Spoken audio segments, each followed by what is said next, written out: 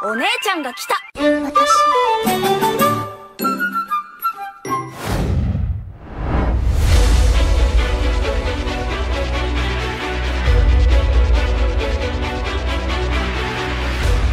Halo, apa kabar semuanya? Salam kenal dan selamat datang di channel Playlist ID. Masih melanjutkan cerita light novel dari Bleach, di mana pada prolog kemarin kita diceritakan dengan apa yang telah terjadi di Seiretei pasca peperangan berakhir. Dari mulai kondisi Seiretei, pengembalian Aizen ke Mugen, hingga dikenalkannya Hisagi sebagai tokoh utama dalam cerita light novel kali ini.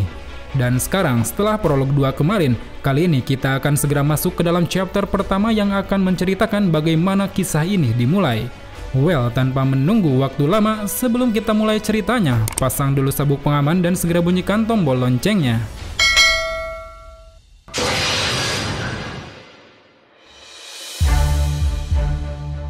Cerita ini dimulai dengan sebuah kisah masa lalu yang menjadi titik penting dari terjadinya konflik di masa depan. Dalam kisah ini diceritakan bahwa pada beberapa ratus tahun yang lalu, tepatnya di Seiretei, saat itu di depan sebuah gerbang yang dijaga oleh 2 orang penjaga, telah datang seorang pemuda buta yang berteriak keras meminta keadilan. Di sana dia menuntut kepada Sentral 46 untuk menjatuhkan hukuman yang pantas bagi seseorang yang telah membunuh sahabatnya. Meski dirinya dihalau, didorong, bahkan dipukuli oleh penjaga, pemuda yang sepertinya merupakan penduduk Rukongai ini tetap saja bersikeras ingin segera masuk menemui Sentral 46. Dan nama dari pemuda buta yang tengah dilanda emosi itu tiada lain adalah Kaname Tousen. Diketahui bahwa pada saat itu, Tousen adalah seorang shinigami biasa yang muncul di tengah masyarakat Rukongai. Dan saat ini dirinya tengah dikagetkan pada sebuah kabar yang menyebutkan bahwa sahabat dekatnya yaitu Kakyo telah tewas terbunuh oleh seseorang. Kita tahu Kakyo ini merupakan sahabat kecilnya Tousen, di mana dia selalu menemani Tousen yang mengalami kebutaan.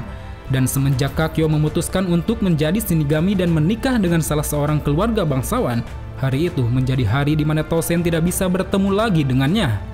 Dan saat ini, setelah mendengar kabar bahwa Kakyo telah tewas terbunuh oleh suaminya yang tidak Tousen kenal, Tousen pun mau tidak mau memberanikan diri pergi ke Sentral 46 untuk meminta keadilan. Kemudian setelah itu, di tengah Tousen berseteru dengan para penjaga demi bisa menemui Sentral 46, tiba-tiba saja telah datang seorang pemuda lain yang langsung menghajar kedua penjaga. Bahkan pemuda yang entah datang dari mana ini memerintahkan para penjaga untuk segera melepaskan Tousen yang saat itu sudah hampir kewalahan. Hingga akhirnya atas perintah tersebut, para penjaga itu pun segera pergi meninggalkan mereka berdua.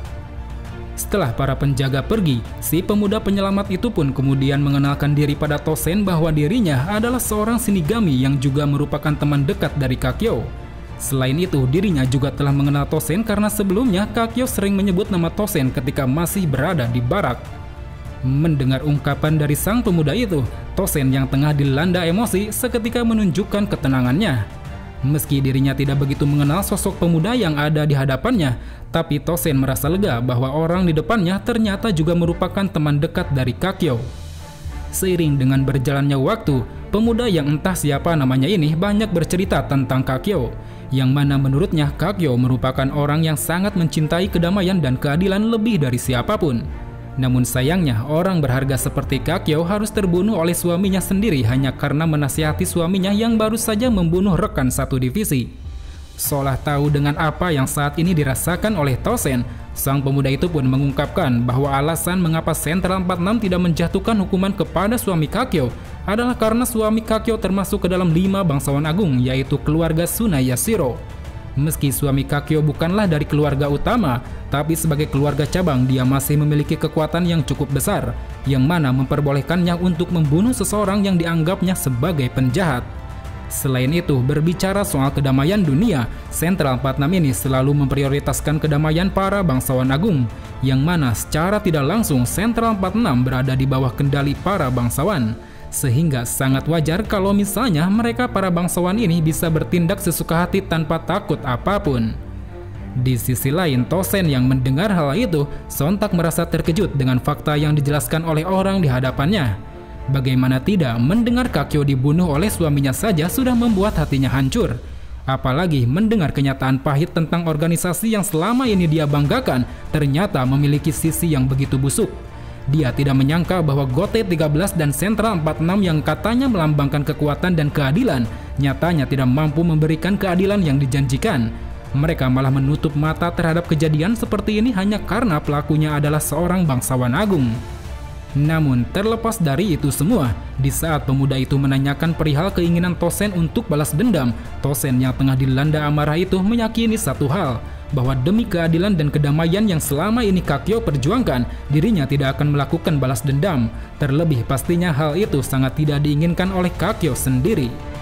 Kemudian setelah itu, di saat Tosen mempertanyakan nama sang pemuda di hadapannya, pemuda itu pun mulai menyeringai, tersenyum seolah merasa lega atas jawaban yang telah diberikan oleh Tosen. Dengan ekspresi yang terlihat sangat tenang, dia pun mulai memperkenalkan identitas aslinya. Yang mana secara mengejutkan, pemuda itu mengatakan bahwa dirinya adalah Tokinada Tsunayashiro, yang tiada lain merupakan suami dari Kakyo atau lebih tepatnya sang pelaku pembunuhan. Mendengar ungkapan yang sungguh mengejutkan itu, tentu saja membuat Tosen pun murka seketika. Dirinya tidak percaya bahwa orang yang sedari tadi dia ajak bicara adalah sang pembunuh sahabatnya. Dan akibat dari hal itu, kini naluri di dalam tubuh Tosen pun saling bertabrakan satu sama lain. Antara lari atau membunuh, keduanya saling bersahutan semakin kencang. Bahkan perasaan takut dan benci telah bercampur aduk menembus pembuluh darah hingga membuatnya hanya bisa terdiam. Namun setelah Tokinada meletakkan tangannya di atas pipi Tosen, secara refleks Tosen pun langsung mencoba untuk menyerang. Akan tetapi yang terjadi malah sebaliknya. Tosen malah terbanting ke lantai cukup keras hingga membuatnya tak mampu bergerak lagi. Bahkan darah dari dalam tubuh Tosen pun perlahan mulai mengalir dari mulutnya. Sementara itu, pemuda di hadapannya yang diketahui bernama Tokinada saat ini mulai berbicara kembali kepada Tosen. Seolah ingin mengolok-ngolok keyakinan Tosen yang begitu naif, Tokinada mempertanyakan keteguhan hati Tosen yang sebelumnya memutuskan untuk tidak melakukan balas dendam. Karena jika memang Tosen ingin menghormati harapan Kakyo, seharusnya Tosen mampu melupakan segala kebencian terhadap dirinya.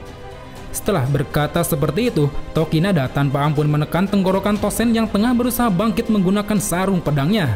Lalu dia juga menyuruh penjaga yang ada di sekitar sana untuk segera menyingkirkan Tosen. Sambil berjalan meninggalkan Tosen, Tokinada pun menegaskan bahwa Tosen tidak akan pernah mampu berbuat apa-apa. Karena bagaimanapun dirinya adalah seorang bangsawan yang kebal akan hukum. Oleh karena itu, saat ini sebaiknya Tosen mulai menerima kenyataan bahwa dunia yang konyol dan tidak rasional ini tidak akan mampu mewujudkan harapannya. Seiring dengan perginya Tokinada, Tosen pun kini mulai semakin dilanda frustasi.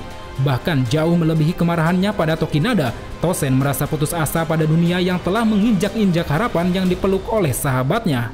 Sambil terbalut oleh keputusasaan dan kemarahan, para penjaga pun mulai memukulinya seakan ingin memberikan pelajaran kepada Tosen agar tidak menginjakkan kakinya di tempat itu lagi. Kemudian di tengah situasi yang cukup membuat Tosen tidak berdaya itu, tiba-tiba saja para penjaga tersebut jatuh pingsan oleh sesuatu. Entah apa yang saat itu tiba-tiba saja terjadi, tapi yang jelas hal itu membuat Tosen merasa keheranan. Jiwa yang tadinya dipenuhi oleh amarah dan keputusasaan kini perlahan redup karena kebingungan. Dan di tengah kebingungannya, tiba-tiba terdengar sebuah suara dari seorang pria yang datang dari arah belakang. Dengan nada yang begitu lembut, pria itu berkata pada Tosen, "Kau begitu putus asa, begitu kecewa pada dunia, dada itu penuh akan kebencian, maukah kau mempercayakannya padaku?"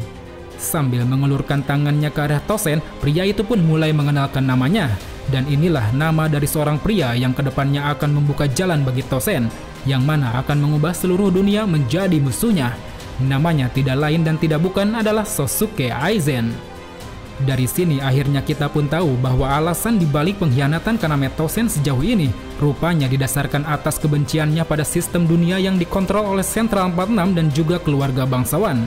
Dan di tengah keterburukannya menghadapi dunia yang busuk ini, Tosen pun dipertemukan dengan Sosuke Aizen yang nantinya mereka ini malah dicap sebagai pengkhianat Soul Society. Kembali ke waktu sekarang, 6 bulan setelah peperangan melawan Quincy berakhir, di suatu tempat di Seirete, tepatnya di kediaman bangsawan keluarga utama Tsunayashiro. Akhirnya kita diperlihatkan kembali pada sang villain utama Tokinada Tsunayashiro, di mana saat itu Tokinada tengah terbangun dari tidurnya setelah berhasil membunuh semua anggota keluarga utama di sana. Diketahui bahwa Tokinada yang hanya seorang anggota keluarga cabang ini rupanya selama ini telah bersembunyi di balik bayang-bayang kediaman distrik khusus bangsawan. Dan selama beratus-ratus tahun itu, dirinya memang sengaja menghilang untuk menunggu kesempatan demi ambisinya mengubah dan menguasai dunia. Dan kini bersamaan dengan terbangunnya Tokinada dari tempat tidur, di hadapan Tokinada telah hadir juga seorang anak kecil berpakaian Shihakusho bernama Hikone, yang mana saat itu Hikone baru saja membunuh para pembunuh bayaran yang hendak mencoba mengganggu tuannya. Dari sini bisa disimpulkan bahwa sosok Hikone ini merupakan orang yang selalu mengikuti perintah Tokinada layaknya seekor anjing peliharaan. Kemudian setelah itu, Tokinada yang melihat para pembunuh bayaran tengah tergeletak, kini akhirnya mulai menyadari bahwa mereka ini adalah pembunuh bayaran yang telah direkrut oleh 4 bangsawan agung dari Onmitsukido. Seakan dirinya sudah merencanakan sesuatu, Tokinada pun tiba-tiba saja mengungkapkan bahwa sebenarnya yang menyuruh para pembunuh datang kemari adalah dirinya sendiri. Hal itu dilakukan karena dengan keberadaan para pembunuh di sana, dirinya bisa melimpahkan tuduhan atas terbunuhnya keluarga utama Tsunayashiro kepada mereka semua. Sehingga di dalam skenarionya, dirinya akan terbebas dari tuduhan sebagai pembunuh bangsawan. Selain sifatnya yang licik dan penuh hasutan seperti Aizen, di sana Tokinada juga menunjukkan kebengisan dan kekejamannya. Tanpa adanya rasa belas kasihan, dengan rasa senang Tokinada menusuk-nusuk para pembunuh yang sudah tidak sadarkan diri. Kemudian setelah dirinya merasa puas menghabisi para pembunuh bayaran, kini Tokinada mulai mengajak Hikone untuk segera pergi menuju Seiretei. Dan sesuai dengan skenarionya, Tokinada pun ingin melaporkan kepada Seiretei bahwa para anggota keluarga Tsunayashiro saat ini telah dibunuh oleh beberapa pembunuh bayaran. Sehingga secara otomatis dirinya akan menjadi kepala keluarga Tsunayashiro yang baru menggantikan petinggi sebelumnya. Seiring dengan perginya mereka dari kediaman keluarga utama, Tokinada pun menepuk kepala Hikone sambil mengatakan sesuatu yang sangat mengejutkan. Di sana Tokinada berkata bahwa sebentar lagi Hikone akan menjadi Soul King selanjutnya. Dari sini bisa disimpulkan bahwa ternyata tujuan sebenarnya Tokinada membunuh semua anggota keluarga Tsunayashiro, meski dirinya juga merupakan bagian dari mereka walau hanya keluarga cabang, adalah untuk membuatnya menjadi petinggi utama. Selain itu, mengingat Soul King saat ini adalah mayat Yuhafah yang mungkin saja tidak akan bertahan lama, Tokinada pun berencana akan menjadikan anjing peliharaannya yaitu Hikone menjadi Soul King yang baru demi bisa mengubah dan menguasai dunia.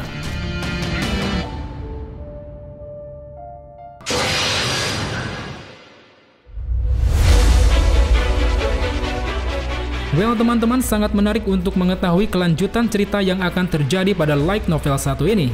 Kira-kira rencana seperti apakah yang akan dipersiapkan Tokinada untuk mewujudkan ambisinya?